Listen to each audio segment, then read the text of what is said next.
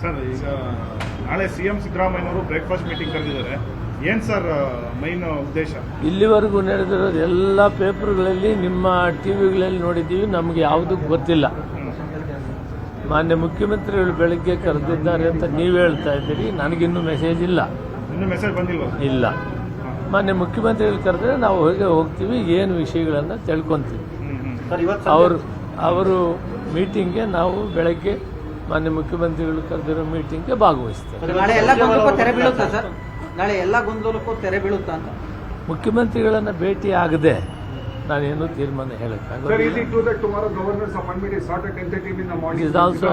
I don't know. That also I don't know. No information at all. Only the Honorable Chief Minister. If he calls tomorrow, we will attend the meeting. Sir, ಇವತ್ತು ಸಂಜೆ ಸುರ್ಜೇವಾಲಾ ಅವರು ಬರ್ತಿದ್ದಾರೆ sir. ಯಾವ ವಿಚಾರಕ್ಕೆ sir? ಡೆಲ್ಲಿಲಿ ಹೋಗಿ ಮಾತುಕತೆ ಮಾಡಿದ್ರೆ ಅದಾದ ಬಳಿಕನೂ ಕೂಡ ರಾಜ್ಯಕ್ಕೆ ಬರ್ತಿದ್ದಾರೆ ಅಂದ್ರೆ ಯಾವ ಉದ್ದೇಶಕ್ಕೆ ಸರ್?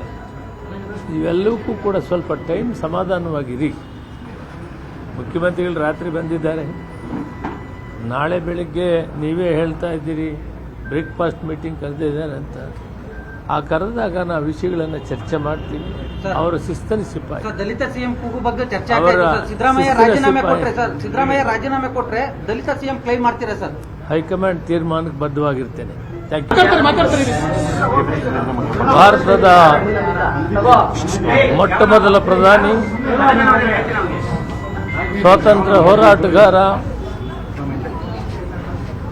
ಅತಿ ದೀರ್ಘಕಾಲ ಪ್ರಧಾನಮಂತ್ರಿಯಾಗಿ ಅತಿ ದೀರ್ಘಕಾಲ ಸ್ವಾತಂತ್ರ್ಯ ಹೋರಾಟದಲ್ಲಿ ಜೈಲು ವಾಸ ಮಾಡಿದಂಥ ಮಹಾನ್ ಚೇತನ ಪಂಡಿತ್ ಜವಾಹರ್ಲಾಲ್ ನೆಹರು ಅವರ ಪುಣ್ಯತಿಥಿಯ ಕಾರ್ಯಕ್ರಮಕ್ಕೆ ಬಂದಿದ್ದೇನೆ.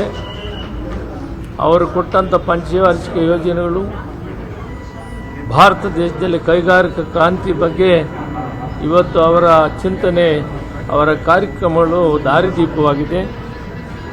ಅದಕ್ಕೆ ಅವರ ಸ್ಮರಣೆ ದಿನ ಇವತ್ತು ಪ್ರದೇಶ ಕಾಂಗ್ರೆಸ್ ಸಮಿತಿ ಇವತ್ತು ಈ ಕಾರ್ಯಕ್ರಮವನ್ನು ಏರ್ಪಾಡು ಮಾಡಿದರೆ ಆ ಕಾರ್ಯಕ್ರಮದಲ್ಲಿ ಭಾಗವಹಿಸಕ್ಕೆ ಬಂದಿದ್ದೇನೆ. ಅಧ್ಯಕ್ಷರು ಇವತ್ತು ಇನ್ನೂ ಬಂದಿಲ್ಲ. GC ಚಂದ್ರಶೇಖರ್ ಕಾರ್ಯಾಧ್ಯಕ್ಷರ ನೇತೃತ್ವದಲ್ಲಿ ಈ ಕಾರ್ಯಕ್ರಮವನ್ನು ನಡೆಸ್ತೀವಿ. ಪಂಡಿತ್ ಜವಾಹರ್ಲಾಲ್ ನೆಹರು ಅವರ ಒಂದು ನಿರ್ಣಯಗಳು ಮಹಾತ್ಮ ಗಾಂಧೀಜಿ ಸ್ವಾತಂತ್ರ್ಯ ಹೋರಾಟಕ್ಕೆ ಮಹಾಪಿತನಾಗಿ ಮಾರ್ಗದರ್ಶನಾಗಿ, ಅವರ ಮಾರ್ಗದರ್ಶನದಲ್ಲಿ ಪಂಡಿತ್ ಜವಾಹರ್ಲಾಲ್ ನೆಹರು ಈ ದೇಶವನ್ನು ಸುಭದ್ರವಾಗಿ, ಶಾಂತಿಯಾಗಿ, ವ್ಯವಸ್ಥಿತವಾಗಿ ನಡೆಸಿದ್ದಾರೆ.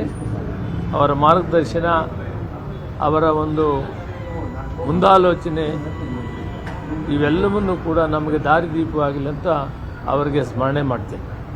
ನಿರ್ಭೀತ, ನಿಷ್ಪಕ್ಷಪಾತ, ವಿಶ್ವಾಸಾರ್ಹ ಸುದ್ದಿಗಳಿಗೆ ಮತ್ತೊಂದು ಹೆಸರಾಗಿರುವ ನ್ಯೂಸ್ 18 ಕನ್ನಡ ಈಗ ಆಪ್ನಲ್ಲೂ ಲಭ್ಯವಿದೆ.